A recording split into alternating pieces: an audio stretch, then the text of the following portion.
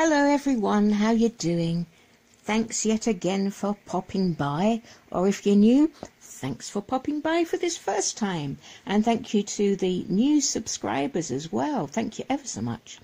So in response to a recent video where I was talking about Jehovah's Witnesses and Catholics both street witnessing while I was on a visit in Ireland, under that I had a comment, as I'm showing you here, from Samuel Matz.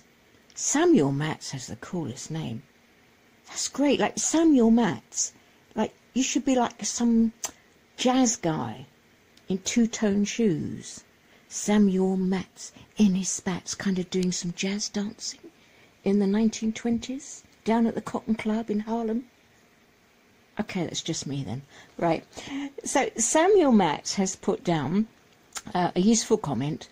Probably a major number of Jehovah's Witnesses came from the Catholic Church. Well, I hadn't considered that. I'm fascinated to know of any others. I know there's been a few comments lately, and I'm really wanting to draw parallels. He goes on to say, Catholics make up about 23% of the city where I reside. Population 9 million. Wow, that's a lot, isn't it? I grew up in England, and we were a minority as Catholics. The makeup of the JWs, 90% plus with a Catholic background. The reason is many Catholics are spiritually hungry. I don't know how it is now, but that was certainly a case through my childhood and growth. Yeah, you couldn't get what you needed. And then he goes on to say they open their door to the wrong persons.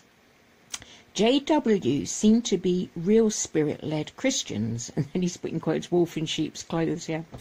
A growing majority of JWs in America are of South American background. Notice any trend?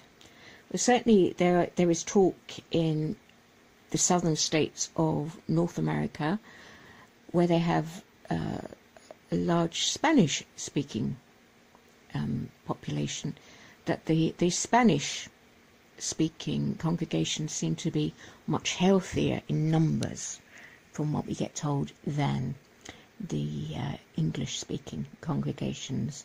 So very true. And I was thinking, so what are the parallels other than this? Okay, you may have a spiritual hunger, wanting things to go back to the Bible rather than this intermediary of going through the priest. But what are the parallels? And there are so many when I think of it. I'm sure you'll think of loads more. And I'm also looking at this psychological aspect. Until we heal a certain part of ourselves psychologically, and there's psychologists out there who are ex-JWs who can explain this better than me, but while we still need to heal it, although we're running away from something or trying to get away, escape, not be within some bad patterns, because that part of us hasn't healed yet, we often will keep going, not willingly, but unknowingly, back to those old patterns or places, people, whatever, that will feed those old patterns. So, yeah, I was not happy as a Catholic. I was only a Catholic as a kid. I gave it up as soon as I could. But, yeah, this whole thing of going through a priest. The priest was your mediator. The Catholic priest was your mediator between you and God. And it took away, in large part, well, a very large part, from Jesus. And the Pope did that as well. So, going back to the Bible, New and Old Testaments, yeah, it seemed about going back to that. And were we not told, if we studied or read any Watchtower literature, about Watchtower do not have a clergy class? They don't have a clergy class. That was an intentional cough, not an accidental one. If you look at some of the recent court cases, I think this year's Festival Court case came up with it, but certainly very recent court cases for the child abuse problems, where the victims are winning, not that they win. Watchtower are now claiming clergy privilege. Oh, well, what is said between a congregant and the clergy is sacrosanct and cannot be, that's taught in private and cannot be passed on, or induced to be passed on. So they're a clergy class when it suits them. And I did not know as a wide-eyed young person what the elders were really about, that they weren't spiritual shepherds. They were desperately looking for a word, a kindly word, but an unkindly phrase would be watchtowers attack dogs, and I don't think that all elders have that heart, but that is what Watchtower want to turn them into. And I certainly had no idea there was this flipping private and highly secretive Shepherd the Flock of God book that only elders were allowed to see, and not even their wives were allowed to know the existence of. I mean, that's piddled me off no end. Even governments are supposed to be more transparent than that. They still hide and shenanigans. But that they are more open to their procedures than, I'm talking about the UK government, thinking particularly, than elders are and their procedures. No, that's not right. So it did replace one clergy class with another, although outwardly benign, clergy class. And also, I didn't realise, which I've only found out recently through reading stuff, that if you're one of the great crowd and one of the anointed, then Jesus isn't your mediator. What? It's like, excuse me? No, because you're not anointed, so you have to travel through the anointed, travel through the governing body, travel through men. So lots of similarities. I'm also thinking about child abuse. I want to tell a particular personal story, showing why I get how so many of you have been so injured and feel so insulted in their beings as well by the physical violence put upon you, quite rightly. Goes a lot with Catholic Church. Both sides were very, you didn't need to know any other part of the Bible in the Catholic Church, but you did know about this spare the rod and spoil the child, whatever translation you want to use for that. But the J-dubs are into that as well. Spare the rod and spoil. My dad used to love that. I don't know if I ever heard him quote any other Bible verse apart from spare the rod and spoil the child. So there's a lot of that going on. And there's also a trickle-down. That trickle-down teaching can work in so many ways. When you show kindness, you teach kindness. When you show judgment and strictness, you teach judgment and strictness. And Watchtower rules are very strict. And we're not talking about strict, or we must uphold a clean congregation and all this. No, they are pathetically strict. They're just ridiculous. You asked a question, out you go and never speak to your family again, please.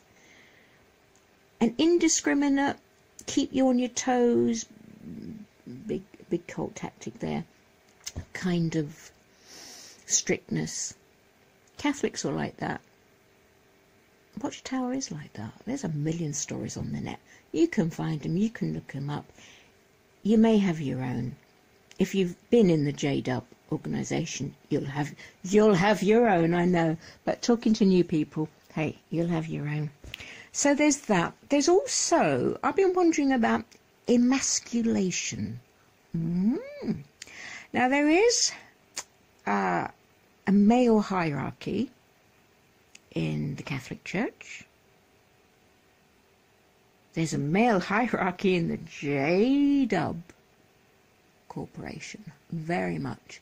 So on one hand that could seem empowering to men, perhaps, but within that, because that masculine hierarchy is exercised in very masculine ways, without a feminine softness often, without feminine love, kindness, and touchy-feely stuff. I know, we women, Get used to it, because we're here to stay. If we're not, you're in trouble. Anyway, God, I do go off the subject, don't I? But this masculine power base, I feel like I can use an image of a tight fist in how it rules. And you can either meet that with as a man, hunching your shoulders up and sticking your chest out. Oh, I'm a man. But you're not supposed to be that watchtower. You're supposed to be, on the outside, humble. And there's it emasculates men. There can be an emasculation. And they're given power over women, power over children, power over their congregations, perhaps. But that power, it's very transitory, it's very conditional. It's there as long as Watchtower feels like, yeah, we'll give it to you for now, but yeah, just wear the wrong colour suit, a bit of a leery suit, grow a bit of a beard in a certain country. Now, you're out. So it's a very unstable power. And men are subjugating so many parts of themselves. We do talk a lot, quite rightly, and Alexandra James talks quite rightly, how women have to subjugate and deny many parts of themselves, disempower themselves in very negative ways. But men are also doing that. I'd love to hear from men about that. But they are doing that. And that doesn't mean rampaging around like King Kong. But aspects that they need to express to be men are contained. The good and positive aspects of being a man.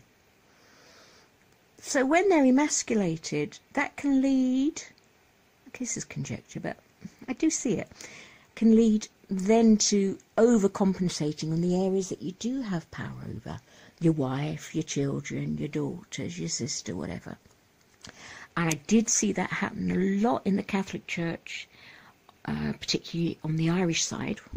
But I've already said my father is Irish. And the Catholic Church was so dominant, told men how to act so much. And it did emasculate the men. The men were emasculated by the Church right through the education system. How they were treated, humiliated, insulted. Then when contraception did arrive, the Catholic Church banned it and banned all you naughty lads. So they were still very much held down with so many children to feed, clothe, houses, small houses with children like spilling out of windows. I'm not exaggerating. A lot of men, that's why a lot of them lived down the pub. It wasn't just the drink, it was to get away from the chaos in their house. If you read, it was the My Left Foot guy, Down All the Days was his really good book. And his mum built a little house for him at the end of their yard to give him his own space. And there used to be a Maith, a famous Irish singer, Val Doonican. He was a great raconteur, and he said, because they were like loads of family, good Catholics in their family, and his dad just lived in the shed down the garden, and you can really imagine it, can't you? But men were emasculated by the Catholic Church. They are emasculated. They're given a false dominance in the J-dub community. Well, lots of similarities. There's a lot of emphasis as well on this guilt and unworthiness. Catholic guilt is strong. We used to have to, at a certain point in the Mass, in the Latin Mass, you'd have to beat your chest 3 times with your hand to go, mea culpa, mea culpa, mea culpa, I'm guilty, I'm guilty. And in the English it was I am, when it translated it was I am not worthy. You had to always go around, I am not worthy. And when I was in Ireland, there was some shrine in my family's, which I only found out about recently. And people go up this mountain in their bare feet, till their feet are bleeding. Well, I'm sure God's very pleased about that. I mean, if someone is sorry or, wants to improve, I don't want them to come to my doorstep with bleeding feet. I mean, they might feel they need to do something. They can do something useful with their energy, like mowing a lawn or something. That's fine, but, oh dear, I don't want them cutting their flesh, for goodness sake. It's a lot about that. And then, in J-dub land, you're never good enough. You should always be putting in more hours. You should always be striving to be some status in the congregation. Auxiliary pioneer, full-time pioneer, for the men ministerial servant, elder, and then all above. And even when you get to a level, it's never enough. I was so appalled. I was having studies with a lovely young woman. You know, we were both young, and she was really, really nice. I got nothing to say against her. Now, she was a pioneer, and things went a bit difficult for her, and none of the details I would go into. And she said about how if you stopped being a pioneer, it was looked down on. I was really shocked, because surely the emphasis was, well, thank you. Thank you that you did that all those months or all those years or all those decades. Thank you for that. The emphasis shouldn't be, well, now you've stopped, isn't that terrible? Well, how awful, because they needn't have done that in the first place. So there's always, you've got to be up to it, you've got to be up to it. Catholics, I suppose at least you do get a chance to talk to the priest. Oh, that used to be awful. You used to have to go and confess to the priest. Until you've done that, you've no idea. But, you know, that still happens, and I've been seeing it in J-dubs, you know, when they're making their illegal comments on our, in quotes, apostate, but they're not, videos. Oh, you know, you have to, if you've done something wrong, you must confess to the elders and make amends. Oh, really? Really? Elders can't see inside your heart. Elders can't, if you're going to go on that spiritual line, that spiritual Judeo-Christian line, it's not for men. It's not, it's for the divine.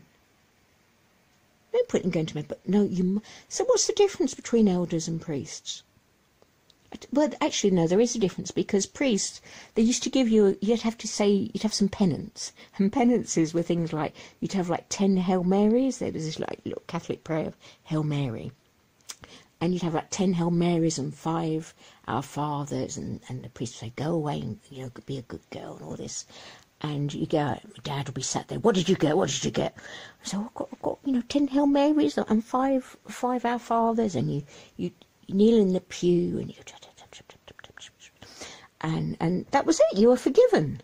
Whereas in J-dub land, oh my goodness, you get excommunicated, and they were disfellowshipped, and no one speaks to you. Well, I mean, if you stole a biscuit out your mum's biscuit tin as a kid, I mean, that was it. A couple of Hail Marys, you're sorted, kid. But not in J-dub land. So in J-dub land, what have you got to do? You've got to sit at the back of the Kingdom Hall for 6 months, a year, 2 years, 3 years, until you're allowed back in. I tell you what, but you'll all be queuing up to be Catholics now. Sounds a lot better, doesn't it? The only thing was, as a kid, because you were expected to be sinful and bad, right? My brother and I were brought up really strictly, and we just didn't. I mean, so you keep your nose clean. You don't get up to stuff because of the punishments. But also, in my head, I obviously didn't have enough of imagination, because I just couldn't think of bad things to do. And so my dad would try and give you a list, you know, of things before you went into confession. Tell the priest you disobeyed your mother and your father. Yeah, right, whatever. So you'd get in and you'd have to relate these, you know, these crimes, these things that you'd done wrong as a kid. And I'm not being, oh, wasn't I good? I was just a kid. I was a kid. And I didn't used to have enough sins. Maybe I had ones that I didn't even know that I was getting wrong, but, you know, they were done in ignorance, and I had lots to learn. As a kid, you only know what you know. So I used to, you know, I'd be kneeling there, and the priest would be the other side, and I'd say, oh, I disobeyed my mother and my father. I couldn't think of any instances, but my dad would say I had to do that, so I'd say that. I'd say a couple of things. And then I sort of would run out, so I would invent sins, which is probably a sin in itself, confessing to sins that you haven't done. But this was the desire that, oh, mea culpa, mea culpa, mea culpa, you know. I am guilty. I was born... Oh, that's what the Catholics love saying. I was born in sin. Okay. And then, as adults, I was talking to my brother about this, and he told me he did exactly the same thing. He used to invent sins as well that he'd he'd done when he hadn't done them. Oh, so I don't know. I can just see this whole big swap meet going on. Catholics becoming J-dubs becoming Catholics, back and forwards like a ping-pong table, as you're batted and battered from one to t'other. There are tons more similarities, tons more. How did spirituality get so messed up, eh? Oh, that's right. People. People did it. The better part of me says that people, and I include myself in that mess, we did it, I do it, as we try to learn. It's a long road though, isn't it?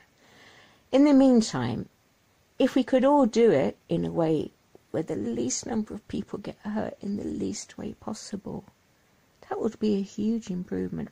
So, thank you for listening. Goodness knows I went all over the place. My brain's not working very well at the minute. Please comment below if you've got any comments and thoughts on parallels between Catholics and J-dubs.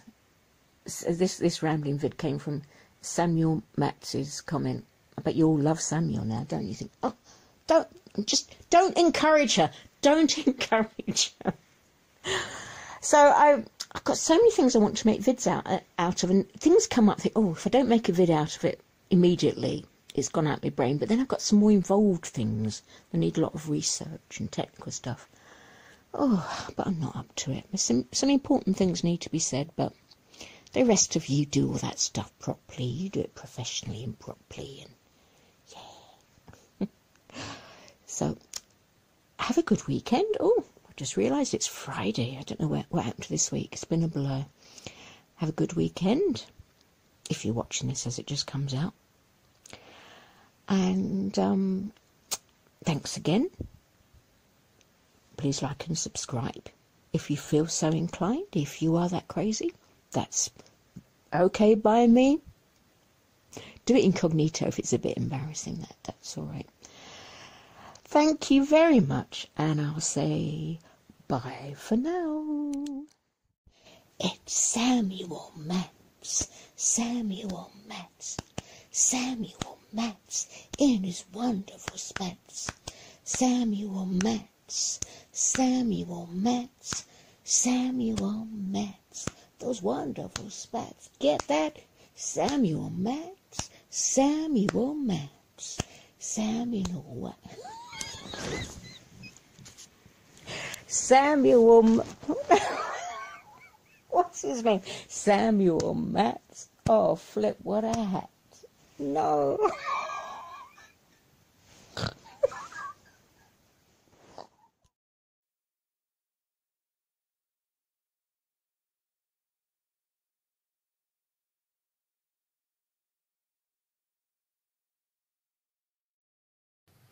Jehovah discards the person like a piece of garbage.